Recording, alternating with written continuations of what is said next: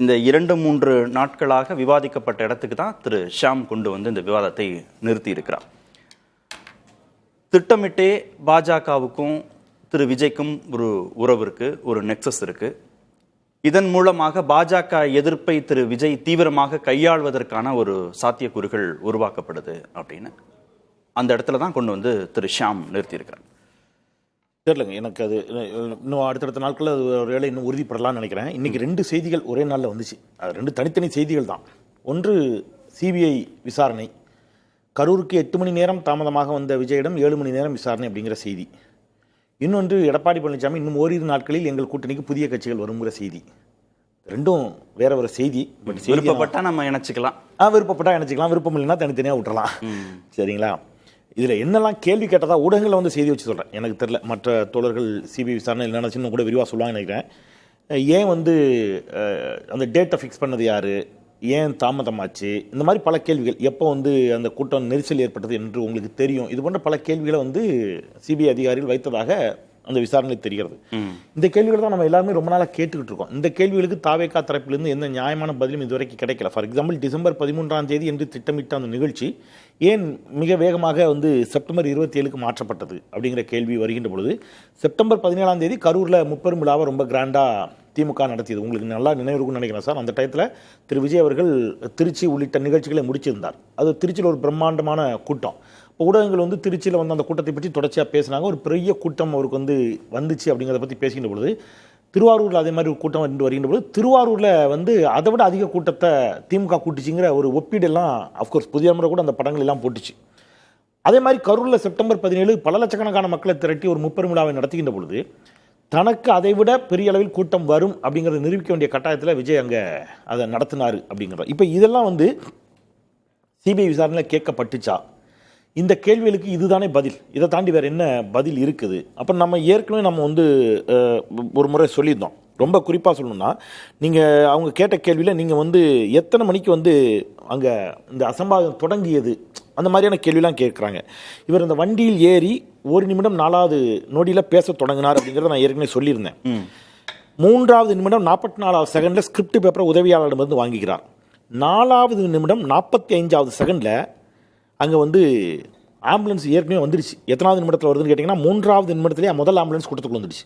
இவர் பேச தொடங்கி 3வது நிமிடத்திலேயே முதல் ஆம்புலன்ஸ் உள்ளே வந்துடுச்சு. 4வது நிமிடம் 45வது செகண்டில் போறீங்களான்னு ஆம்புலன்ஸ் டிரைவரை பார்த்து கேட்குறாரு. இதுக்கப்புறம் இன்னும் டைம் போட்டிருக்கு, நான் நேரமின்மையின் காரணமாக அதை நான் சுருக்கமாக நிப்பாட்டுறேன். அதுக்கப்புறம் திருப்பி ஆம்புலன்ஸை பார்த்து கேட்குறாரு. அதுக்கப்புறம் திருப்பி ஆம்புலன்ஸை பார்த்து கேட்குறாரு. அப்புறம் பாதுகாவலர் வந்து கேட்குறாங்க, உங்களுக்கு எப்போ வந்து பாதுகாவலர்கள் எச்சரித்தார்களா அப்படின்னு. 7வது நிமிடம் 12வது செகண்ட் பாதுகாவலர் விஜய்கிட்ட எச்சரிக்கிறார். எப்போ உங்களுக்கு வந்து தெரியும்னு கேட்டதாக ஊடகங்களில் செய்தி வந்துச்சு. மக்கள் மயங்கி விழுந்து உங்களுக்கு எப்போ தெரியும்னு. 7வது நிமிடம் 21வது செகண்டில் என்ன ஆச்சுன்னு கேட்டு தண்ணீர் பாட்டில் தூக்கி வீசுறாரு. ஒரு தண்ணீர் பாட்டில் வீசி தூக்கிய நிமிடத்தை நான் சொல்கிறேன். 7வது நிமிடம் 21வது செகண்டு. நீங்கள் 8வது நிமிடம் 33வது செகண்டு கூட்டத்திலேருந்து கத்துறாங்க தொண்டர்கள், மூச்சு முட்டி திணறி. அப்போ தான் அவர் கேட்பார், இதெல்லாம் வீடியோவாக இருக்குது, என்ன சொல்கிறான், அனுமான கேள்விகள் கேட்கப்பட்டதாக அனுமான கேள்வி. சார் இதை தாண்டி வேறு என்ன கேட்க போகிறாங்க? சார் எப்படி சார், என்ன சார் ஜனநாயகனில் நீங்கள் என்ன கேரக்டர் சார் பண்ணீங்க, நல்லா இருக்கா சார், சாங்லாம் எப்படி சார் வந்துருக்கீங்க கேட்க போகிறாங்க? நிச்சயமாக அதை கேட்டிருக்க மாட்டாங்கல்ல. இதை தானே கேட்டிருக்கணும், நியாயமாக இதை தானே சார் கேட்டிருக்கணும். இப்போ உங்களை எப்போ எச்சரிச்சாங்க அப்படின்னு ஒரு கேள்வி கேட்டதாக செய்திகள் பார்த்தோம். 9வது நிமிடம் 9வது செகண்டில் வி ஹேவ் டு எவாக்குவேட் என்று ஆதவர்ஜனா சொல்கிறார். இதெல்லாம் வீடியோ. நான் சொல்கிறேன், நான் சும்மா ஏன் வீடியோவில் இருக்கக்கூடிய பதிவானவற்றை நிறுத்தி பாஸ் பண்ணி டைம் கோடோட நான் வந்து நோட் பண்ணிட்டு சொல்கிறேன். இவ்வளவு நடந்த பிறகும் 11வது நிமிடம் 43வது செகண்டு கண்டினியூ பண்ணலாமான்னு அவர் கேட்குறாரு. அதுக்கப்புறம் ஆம்புலன்ஸ் வருது, அதுக்கப்புறமும் கண்டினியூ பண்ணலாமான்னு கேட்குறாரு. அவர் பேச்சை நிறைவு செய்கிறது கிட்டத்தட்ட குழந்தையை காணும். 5வது ஆம்புலன்ஸ் வந்த பிறகு 15வது நிமிடம் 12வது செகண்ட் 5வது ஆம்புலன்ஸ் உள்ள வருது.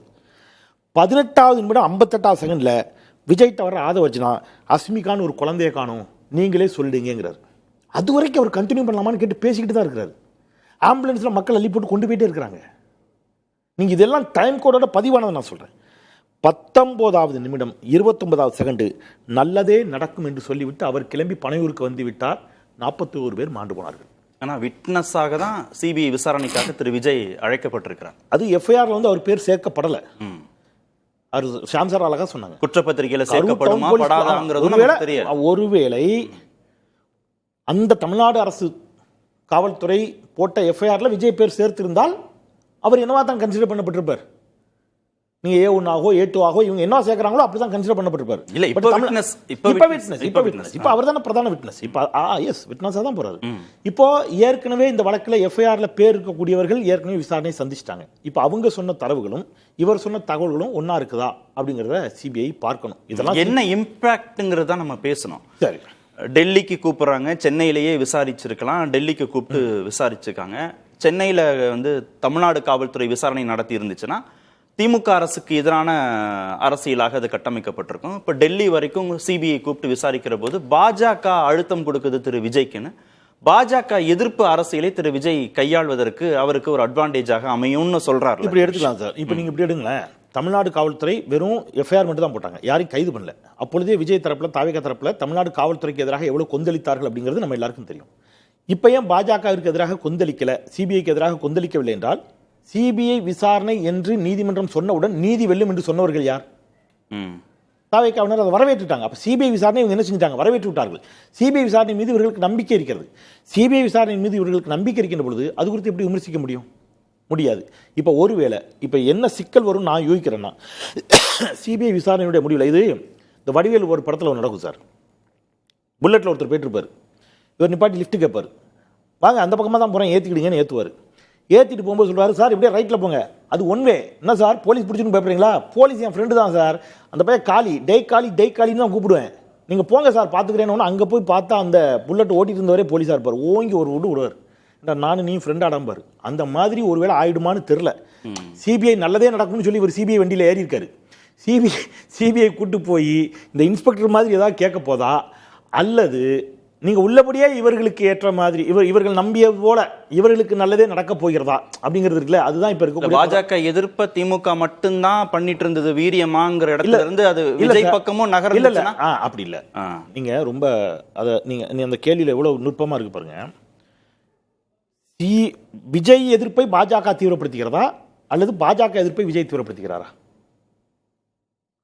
பாஜக எதிர்ப்பை திமுக தீவிரப்படுத்துகிறது, அதுல மாற்றுக்கிறது இல்லை உங்களுக்கு. ஏன்னா அது டெய்லி ஸ்டேட்மெண்ட் அறிக்கை சண்டேல பாக்குறோம். பாஜக எதிர்ப்பை விஜய் தீவிரப்படுத்துகிறார் அப்படின்னா அதுக்கு சான்று வேணும்ல. நீங்க வேணா இப்படி சொல்லுங்க, விஜய் எதிர்ப்பை பாஜக தீவிரப்படுத்துகிறதுன்னு சொல்லுங்க. ரெண்டுக்கு வித்தியாசம் இருக்குல்ல சார்? சார் விஜய் எதிர்ப்பை பாஜக தீவிரப்படுத்துகிறது, ஜனநாயகம் முடக்குது, சென்சார் போர்டு பிரச்சனை பண்ணுது, சிபிஐ கூப்பிட்டு பஸ்ஸை சீஸ் பண்ணிடுச்சு, டெல்லிக்கு கூப்பிட்டுருக்குன்னு சொல்லுங்க. அப்படின்னா இப்படி எடுத்துங்க, விஜய் எதிர்ப்பை பாஜக தீவிரப்படுத்திய பிறகும் விஜய் ஏன் கள்ள மௌனம் சாதிக்கிறாருங்கிற கேள்வி வரும்.